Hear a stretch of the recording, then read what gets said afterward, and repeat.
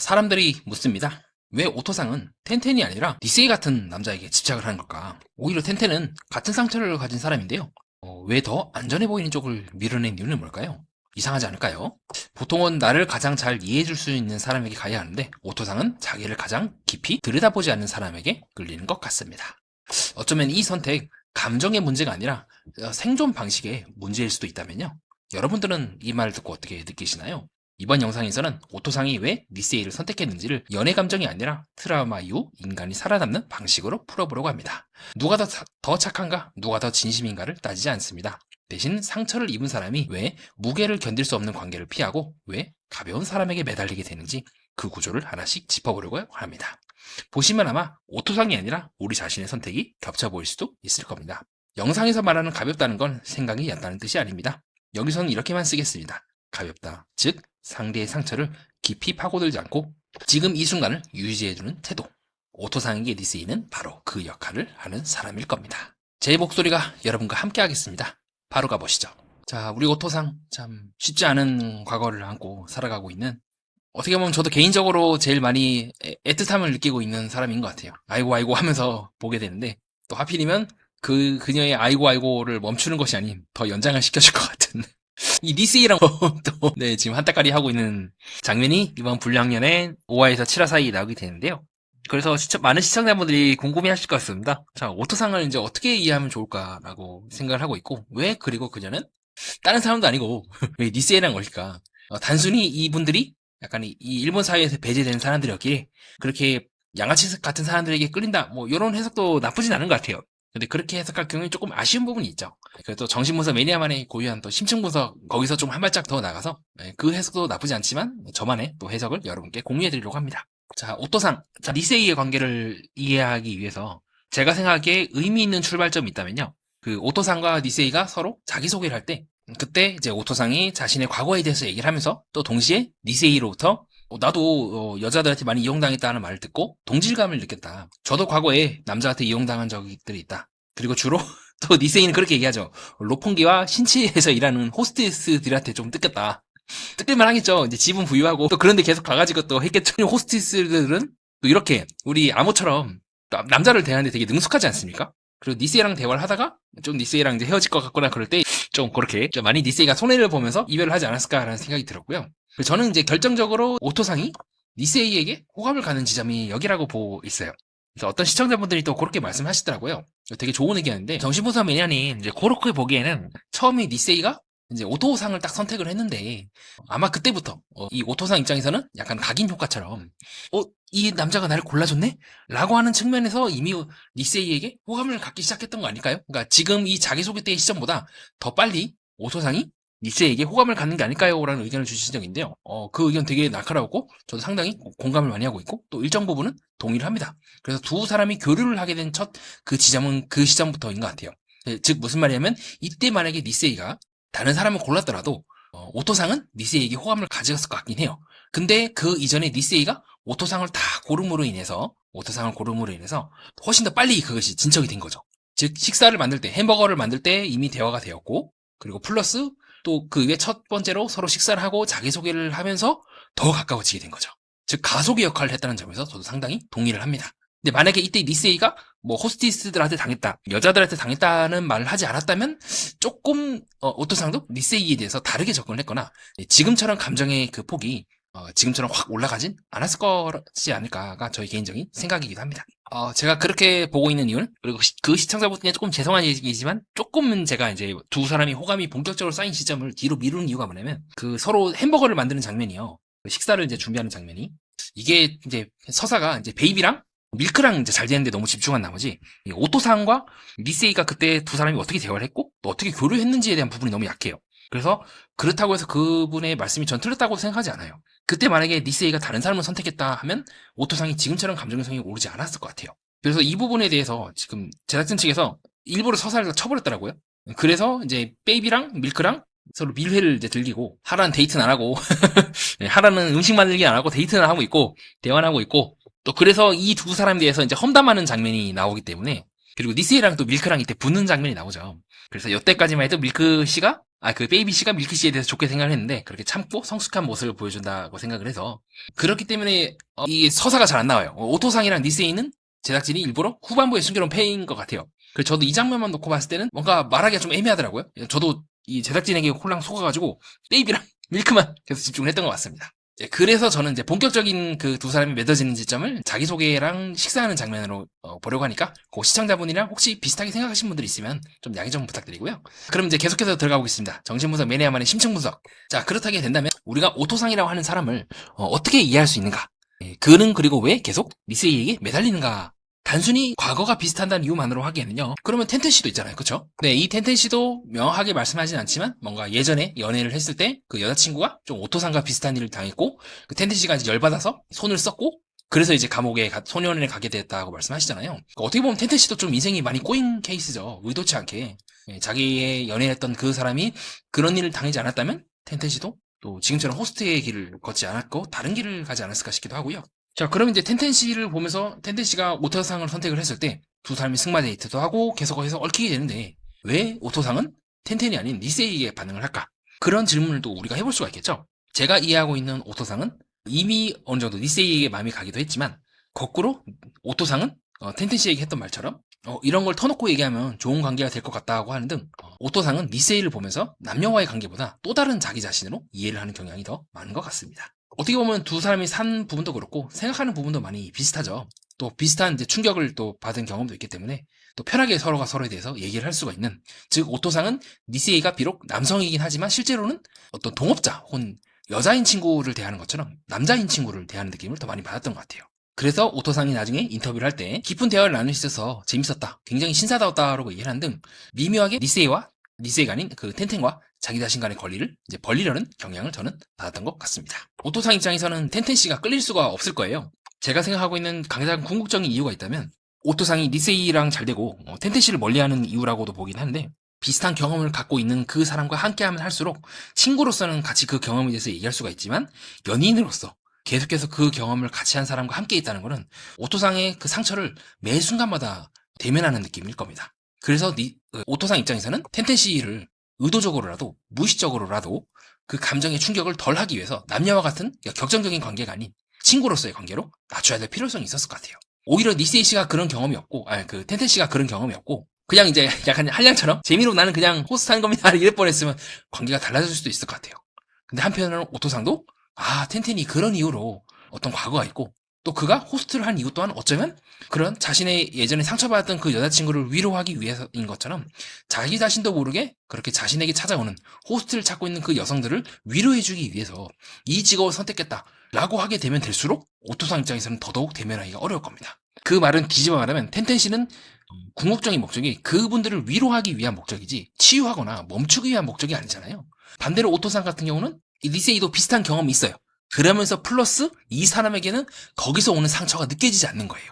텐텐은 미묘하게 여전히 그 과거에 사로잡힌 느낌을 보면서 이거 또 다른 나인데? 왠지 피하고 싶은데 라는 느낌을 받고 있다면 니세이는 반대로 거기서 자유로운 거죠. 나 그런 상처가 있어 라고 하지만 그 이후의 행동을 보니까 그 상처를 완전히 극복한 사람처럼 보이기도 하고 아예 신경 쓰지 않는 사람처럼 보이기도 하고 오히려 오토상 입장에서는 기댈 수 있겠다 라는 느낌을 받았을 것 같아요. 즉 니세이가 우리 입장에서는 저거 양아치 저 문어발 하면서 막 손가락질 할지 모르지만 오토상 입장에서는 그런 모습들이 오히려 개의치 않고 현재를 살아가고 있으며 현재의 그 즐거움에 만족하고 있고, 또 자신의 속이나 다른 사람들의 속을 굳이 의도적으로 들여다보지 않는, 굳이 깊게 들여다보지 않고 그냥 슬쩍 넘기고 인생을 표면으로만 살아가는 현상, 즉 MBTI를 치면 두 번째가 이제 S인 분들 있지 않습니까? MBTI에서 그런 분들의 느낌을 강렬하게 받고 오히려 오토상은 더 안정감을 느꼈을 것 같아요. 그래, 저렇게 나에 대해서 별 신경 쓰지 않고 그냥 가볍게 툭 바텐더에서 이제 대화하는 것처럼 자기 자신을 대할 때도 자기가 울고 뭐 할 때도 니세이가 부담스럽다는 말은 이제 간접적으로 계속하지만 그렇다고 해서 밀어내지도 않고, 또 나중에 이제 배에서 그렇게 말씀하시죠. 그럼에도 불구하고 오토상이 내가 생각나면 나한테 오라라고 얘기를 하는데 사실 그건 거절 멘트인데 말이죠. 근데 오토상은 그거를 고백 멘트로 봐야 되는 것 같아요. 그러면 내가 받아줄 수 있을 것 같다. 그렇게 해석을 하시는 것 같은데 사실 그게 아니죠. 충분히 다른 사람을 만나고 난 후에 자기를 만나는 얘기는 다른 사람들 충분히 만나다 보면 날 잊어버릴 거라고 하는 약간 이제 사회적인, 약간 이제 간접 합법이었는데 오토상은 그걸 또 엉뚱하게 받아들이더라고요. 어쨌든 그런 모습들이 오토상 입장에서는 더 끌릴 수밖에 없을 것 같아요. 그것이 제가 왜 오토상이 텐텐씨랑 무의식적으로 가까이 가지 않고 오히려 텐텐씨를 친구로 확정을 지어버린 이유며 다시 니세이에게 가는 이유이지 않을까라고 보는 지점이기도 합니다. 즉 우리가 오토상을 보면서도 한편으로는 아이고 안 됐다 아이고 안 됐다 하면서도 한편으로는 그녀가 하고 있는 행동이나 말투나 이런 거 보면서 굉장히 큰 무게가 느끼지 않습니까? 굉장히 강렬한 감정을 그녀로부터 느껴요. 왜냐하면 그녀는 아직 자신의 삶이나 상처로부터 벗어나지 않고 여전히 그 소용돌이에 있으면서 플러스 자신의 어떤 성폭행 경험을 당했던 그 경험과 유사한 유흥업소에서 계속해서 반복적으로 그 트라우마의 상처에 노출이 되고 있는 상태입니다. 그렇기 때문에 그녀를 잘 보면 계속해서 우울한 표정을 짓거나 상당히 가라앉거나 어쩔 줄 몰라요. 삶의 중심이 없는 사람처럼 행동을 한단 말이죠. 왜냐하면 그녀 스스로가 그 당시에 충격적인 경험을 한 후부터 스스로가 의도적으로 자기 삶의 중심에 뭔가를 놓을 생각이 없어요. 어떻게 보면 이거는 이제 자기 파괴적이라고 볼 수 있겠고, 어떻게 보면 그런 경험을 당했던 자기 자신을 처벌하려고 하는 모습일 수도 있겠습니다. 되게 특이하죠? 왜냐하면 이런 성적인 그런 안 좋은 경험을 당한 여성들은요, 그 가해자를 미워하기보다는 일반적으로 그런 경험을 당하게 했던 자기 자신을 미워하는 경우가 많아요. 자기 자신에서 내가 잘못해서 내가 만약에 그때 그 거리에 가지 않았다면, 그 사람을 만나지 않았다면, 그때 내가 조금만 더 조심했다면 내가 그런 일을 당하지 않았을 텐데 라고 하면서 자기를 처벌하고 그 경험들이 확대가 되어서 주변을 미워하기보다 스스로를 이제 복수하려는 경향이 강해요. 근데 사실 그 복수의 대상은 자기 자신이 아니죠. 상대방이어야 됩니다. 그렇죠? 근데 이 일본 사회 시스템도 그렇고 매화쿠를 하잖아요. 오히려 그런 성적인 경험들을 한 사람에 대해서 그 사람들을 지켜주고 보호하기보다는 일본에서는 왜 그런 걸 얘기를 하냐? 그런 거를 얘기를 해서 너가 그 사회의 평온을 깨트리고 있는 너 자신이 문제다라고 해서 약간은 조금 일본에 저는 밝은 면도 많지만 어두운 면도 있다고 생각해요. 그게 일본의 어두운 면이고 그래서 오토상과 같이 보이지 않게 그런 피해를 당한 사람들이 많다고 생각을 합니다. 자, 이건 제가 BBC에서 이제 인용을 한 건데요. BBC에서 자, 자네 기타카와라고 하는 이분이 실제로는 굉장히 유명한 그런 연예인 이제 육성하는 사무소에 일하는 분인데 굉장히 몇십 년이 걸쳐서 그 연습생들을 이제 성을 이제 착취를 했다고 하는 게 밝혀지게 된 사건이기도 하죠. 한국의 이제 버닝썬 게이트도 그렇고 한국에서도 만만치 않은 일들이 일어나고 있으나 한국 같은 경우는 그래도 이 피해자에 대해서 이제 보호하려는 분위기가 2010년대 말에 미투 운동을 통해서 조금은 그 부분이 밝혀지기도 하고 또 미투 운동 등의 부작용도 또 만만치 않게 조금씩 일어나게 되면서 이제 사회적으로 지금 균형을 잡아나가는 단계를 한다면 일본은 한창 이제 그 의식을 겪고 있으나 여전히 사회적인 문화가 뭐 메이와쿠나 민폐 이런 문화로 인해서 피해자 또한 너가 평온을 깨뜨렸다 다른 사람에게 폐를 끼쳤다라고 하는 그 문화가 강렬하게 작용을 하면서 피해자들 또한 잘 얘기를 못하는 분위기가 형성이 된 게 아닐까라고 보고 있기도 합니다. 또 여성들 특유의 그런 내가 여자라서 이런 얘기를 하는 것이 나중에 나에게 큰 낙인을 찍히는 건 아닐까라는 두려움도 같이 섞여 있기도 하고요. 어떻게 보면 참 안타깝죠. 이분들이 잘못한 게 아니잖아요.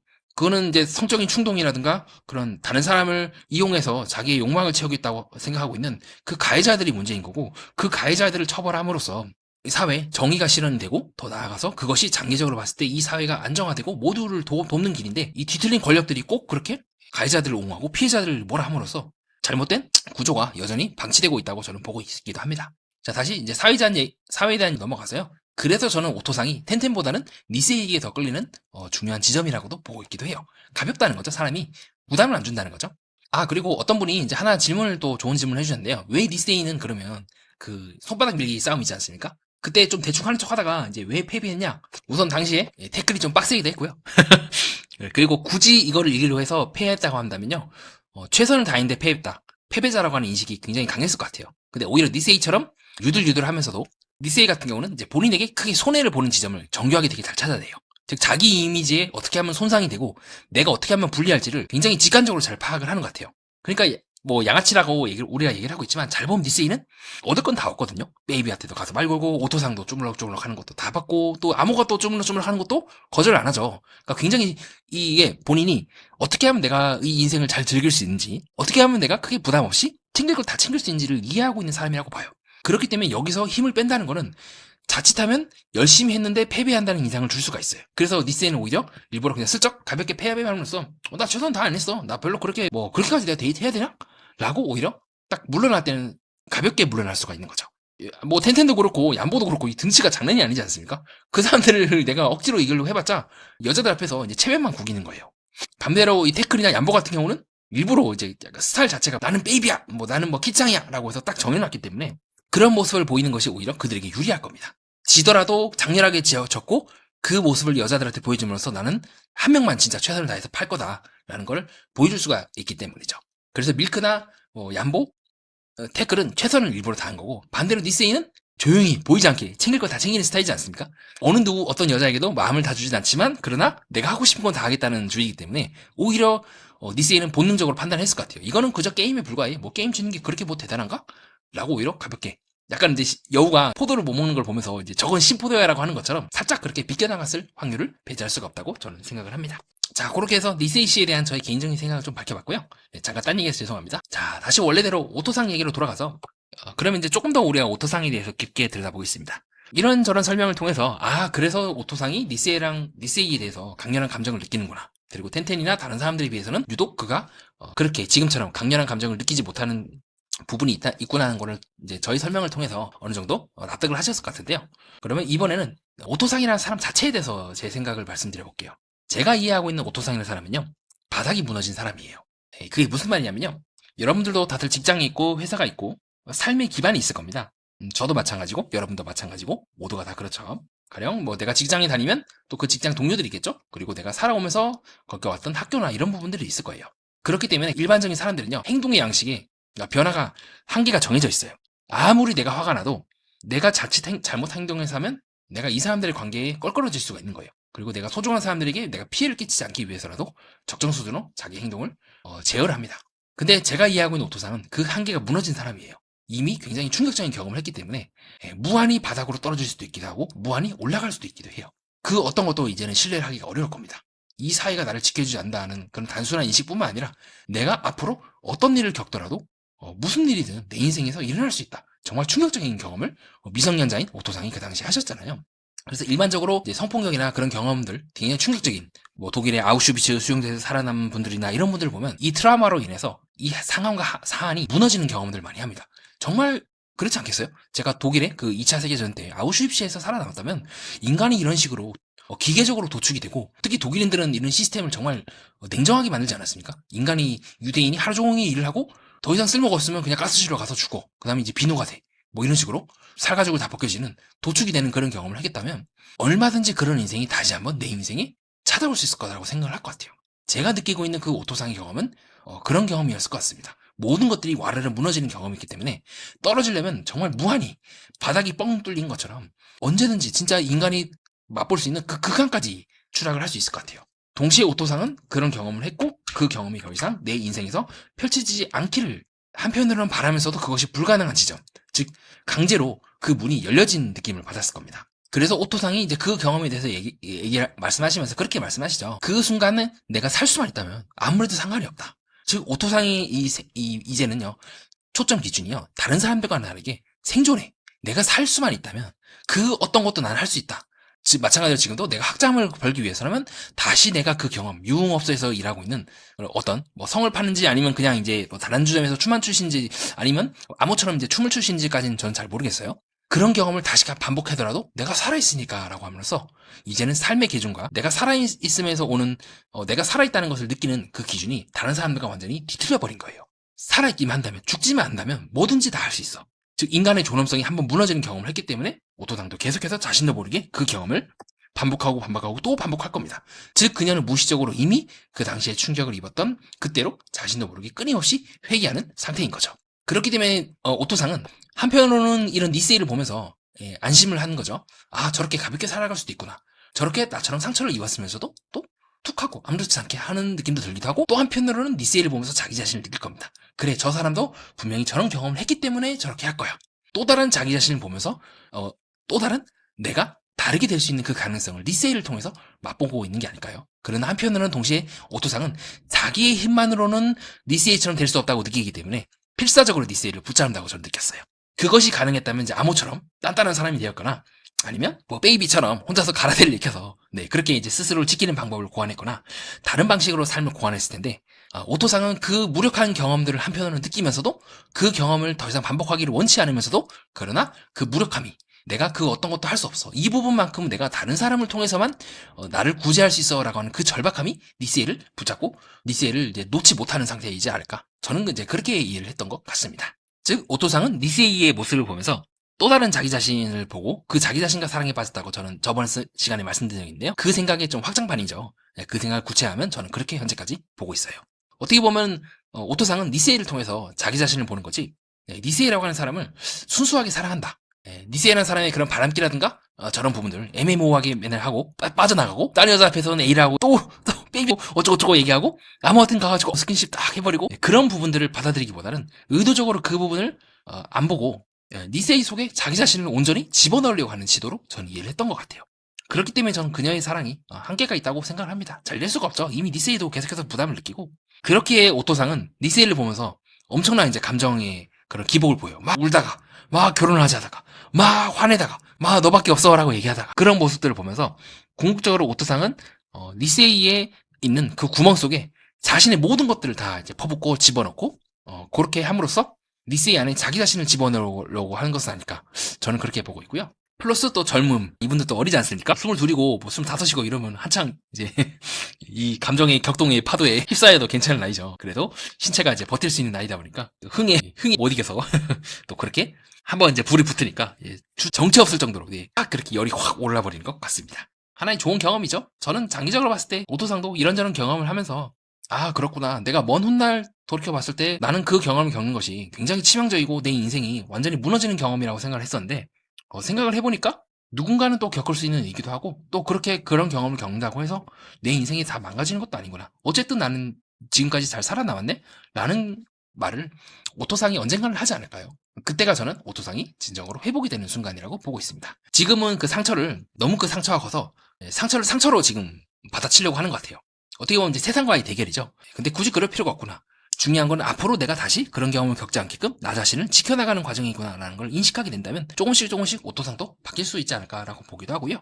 그렇게 저는 이 불량연애라는 프로그램이 또 다른 측면에 있어서는 굉장히 깊이가 있다. 굉장히 이제 언뜻 봤을 때는 자극적인 프로그램이긴 한데요. 또 언뜻 봤을 때는 이들에게 각자 다른 삶을 살 수 있게끔 기회를 주고 또 그걸 보면서 비슷한 처지에 있는 여성들 또한 이 사람들의 모습을 보면서 생각이 달라지지 않겠습니까? 아 우리도 얼마인지 양지에 나와서 다시 한번 나를 되돌이켜 볼 수 있겠고 꼭 이 학교처럼 뭐 갱생한다 그런 의미가 아니더라도 내가 문제 있는 게 아닐 수가 있다. 나는 그냥 남들과 다를 뿐이지 또 우리 사회가 일본이니까 그분들 입장에서는 이제 우리 사회를 하겠죠. 우리 사회가 조금씩 변화하고 있다는 거를 느낄 수 있지 않겠습니까? 전국에 있는 전 세계에 있는 팬들이 이제 다 보면서 팬들이 많아질 거 아니에요. 그러면서 조금씩 다른 삶을 살 수 있는 기회를 이분들께 제공하는 것이 아닐까 싶습니다. 꼭 다른 사람, 꼭 지금 삶이 문제고 다른 삶을 살라고 강요하는 것이 아니라 지금 삶도 괜찮고 다르게 사는 것도 문제가 없고 굳이 숨을 필요가 없구나.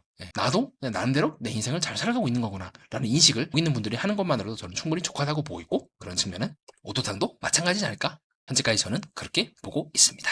이상 그렇게 해서 오토상에 대한 저희 개인적인 생각을 좀 밝혀봤고요. 여러분들은 제 방송을 끝까지 듣고 어떻게 느끼셨나요? 우선 다시 한번 끝까지 봐주셔서 진심으로 감사드리고요. 좋아요와 구독 가볍게 한 번씩 부탁드리겠습니다. 안 하셔도 괜찮고요. 또 문득 떠오르는 생각이 있으면 댓글로 달아주셔서 다른 분들과 함께 의견을 나눠보시는 것도 괜찮을 것 같고 아니면 혼자서 곰곰이 생각해보시는 것도 좋을 것 같습니다. 자 다음 동영상 기대되네요. 또 불량연애 이거 이거 2도 나왔으면 좋겠고 계속해서 했으면 좋겠거든요. 저는 굉장히 재밌게 보고 있어요. 그래서 또 다음 또 불량연애 마지막 화를 또 기대하면서 좀 더 재미있고 유익하고 뜻깊은 내용으로 준비해 오겠습니다. 이상 정신분석 매니아였습니다. 고자이마스.